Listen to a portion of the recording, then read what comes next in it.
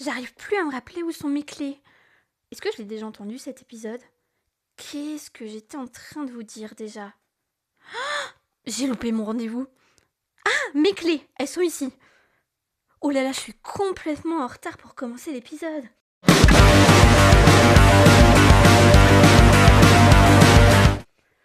Toutes ces questions, elles ont un point commun, c'est qu'elles font appel à notre fonctionnement cognitif, voire parfois à la présence de troubles cognitifs.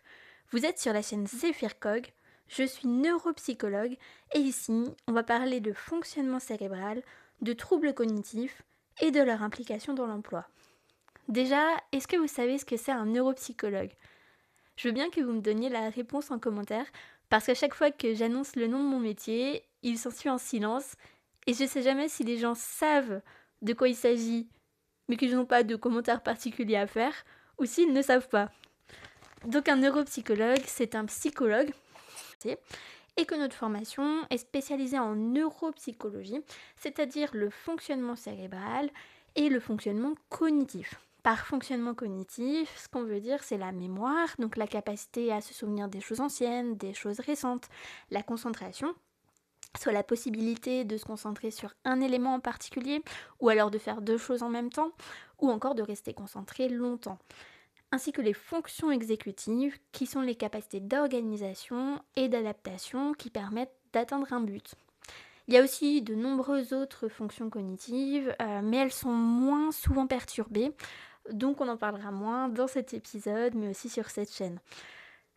Qui peut souffrir de troubles cognitifs? Alors vous allez voir que ça peut toucher un très large panel de personnes, parce qu'en effet on les retrouve dans les maladies neurodégénératives comme la maladie d'Alzheimer, c'est ce à quoi on pense en premier en général, mais aussi dans le cadre de troubles du neurodéveloppement, comme par exemple les troubles de l'attention avec ou sans hyperactivité, les troubles du spectre autistique, mais également on peut souffrir de troubles cognitifs, parfois après un cancer suite au traitement, ou encore pendant une grossesse par exemple. Les dépressions ou les burn-out sont aussi susceptibles d'engendrer des difficultés cognitives. Donc vous voyez que ça peut vraiment toucher tout le monde de manière permanente, mais aussi de manière transitoire.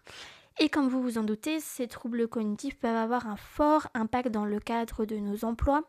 Ils sont parfois mal compris, ce qui peut générer des conflits, de la stigmatisation, une perte d'estime de soi, alors même que très souvent, des solutions relativement simples qui consistent à adapter l'environnement existent.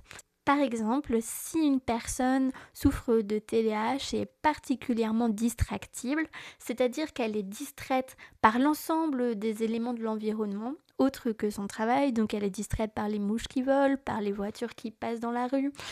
Si elle essaye de travailler dans un open space à côté de la photocopieuse, ses difficultés seront très gênantes. Elle va perdre du temps sur son travail, mais aussi peut-être perdre le fil, commettre des erreurs, alors même qu'il suffirait de lui trouver un bureau fermé pour qu'elle puisse tout de suite beaucoup plus facilement se concentrer.